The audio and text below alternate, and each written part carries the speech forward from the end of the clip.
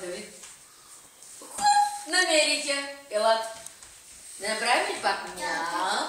Да, при Леля Пепи. Чакай. Виж тази какво ще направи, да? Вие си играйте. Айде. Да викаме ли мяу? О, Натали сега пусна.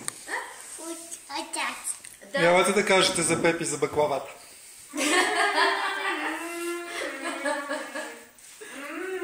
Че е разкошна. Седни до Пепи, защото не мога да ви хващам си. Добре. Едно интервю сега тук. Кажи как беше баклавата. Супер! Извикайте да ви там. Не, с камънки мой. Ела тук. Ела тук, Давид, ела. Ела да вземи ми чашката, ела. Ето я при мен. Ела да я вземеш. Ето я. Ето я чашката.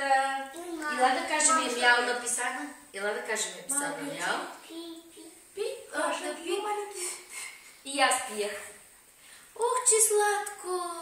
Заповядай. Мама пила чайче. А ти? Ти ще пиеш ли? И ти? Какво пиеш? Чайче или мляко? Мляко. Добре. Браво, детето. Мляко, да, точно така. И Давид пие мляко. Пепи, кажи нещо сега на децата. Здравейте, дечица. Ние сме много добре. Вие как сте?